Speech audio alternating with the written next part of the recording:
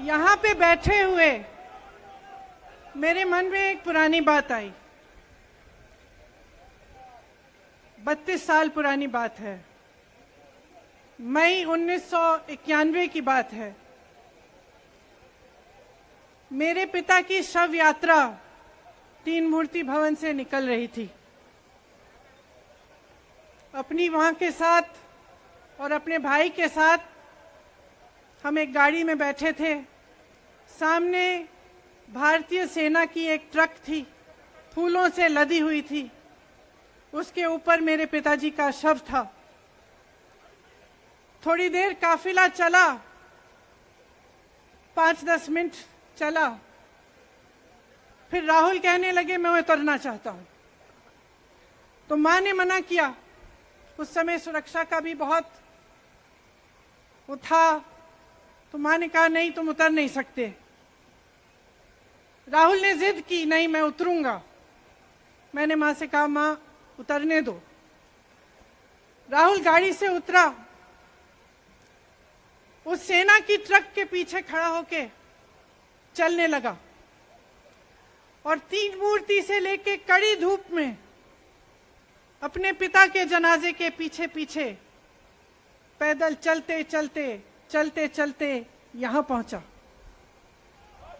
इस जगह से कुछ 400-500 गज दूर यहां पर मेरे शहीद पिता के अंतिम संस्कार मेरे भाई ने किए।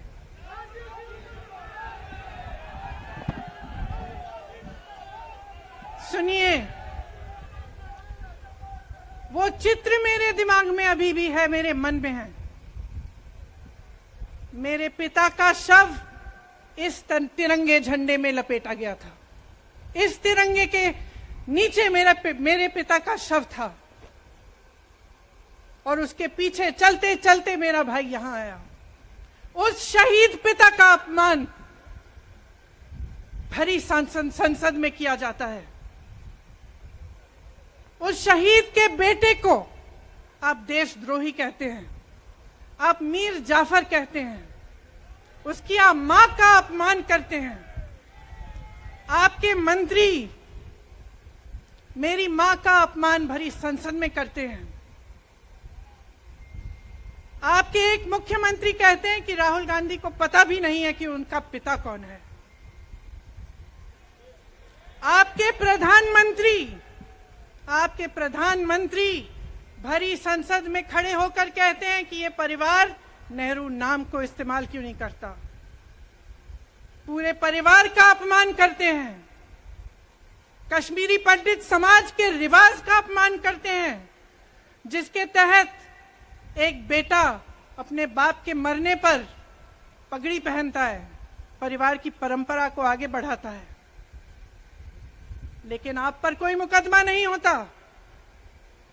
आपको 2 साल की कोई सजा नहीं मिलती। आपको जेल की सजा नहीं मिलती। आपको संसद से कोई बाहर नहीं निकालता। आपको मना नहीं करता कि 8 सालों के लिए आप चुनाव नहीं लड़ सकते। क्यों?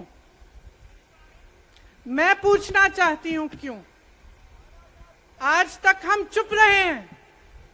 हमारे परिवार का अपमान करते गए। मेरे भाई ने क्या कहा?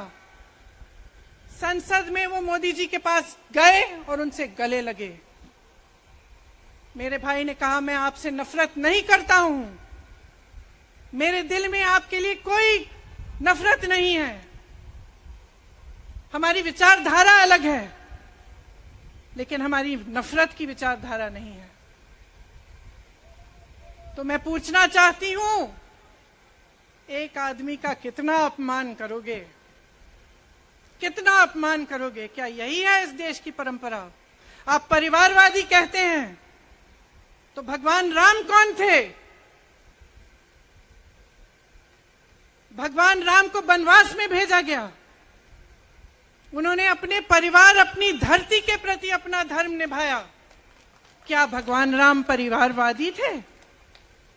क्या पांडव परिवारवादी थे कि वो अपने परिवार की संस्कारों के लिए लड़े? और हमें क्या शर्म आनी चाहिए कि हमारे परिवार के सदस्य शहीद हुए इस देश के लिए, कि इस झंडे में उनका खून है, इस धरती में उनका खून है, इस देश के लोकतंत्र को मेरे परिवार के खून ने सींचा है। और जो सोचता है कि हमें अपमानित करके हमें डराएंगे, हमें धमकाएंगे, जो सोचता है कि तमाम एजेंसियों को लगाकर हम पे छापे मारकर हमसे कुछ भी कर ले, हमको हमें डराएंगे, वो गलत सोचते हैं। हम डरने वाले नहीं हैं। हम और मजबूती से लड़ेंगे। हम इस देश के लोकतंत्र के लिए कुछ भी करने के लिए तैयार हैं। इस देश के लोकतंत्र को, इसकी नींव कांग्रेस पार्टी के महान महापुरुषों ने डाली है। कांग्रेस पार्टी लड़ी इस देश की आजादी के लिए और आज भी इस देश की आजादी के लिए ही लड़ रही है। कभी कभी मैं सोचती हूं, मुझे समझ में नहीं आता कि पब्लिक क्या सोच रही है। क्या देख नहीं रही है क्या हो रहा है? क्या आपको दिख नहीं रहा है कि आपकी सारी संपत्ति लूटी जा रही है, एक आदमी को दी जा रही है? कितनी कोशिश कर रहे हैं। इस अडानी में है क्या कि इसको आप सारी संपत्ति दे रहे हो देश की? 20 हजारों करोड़ शेल कंपनियों में इनकी हैं और आप इन पे इंक्वायरी नहीं कर सकते। ये अडानी है कौन कि आप सब उनका नाम उठते ही बौखला जाते हैं और उनको बचाने में लग जाते हैं? देखिए, आप इस देश के देशवासी हैं। ये देश आपका है, ये लड़ाई आपकी है। आज तमाम नौजवान बेरोजगार क्यों हैं? हम इश्तिहार तो देख रहे हैं, होर्डिंग देख रहे हैं, मदर ऑफ डेमोक्रेसी लिखा है। कहते हैं कि हमारी अर्थव्यवस्था बहुत तेजी से आगे बढ़ रही है, तो इतने नौजवान बेरोजगार क्यों हैं? तो जहां जहां हम जाते हैं बेरोजगार नौजवान क्यों दिखते हैं? इतनी महंगाई क्यों है?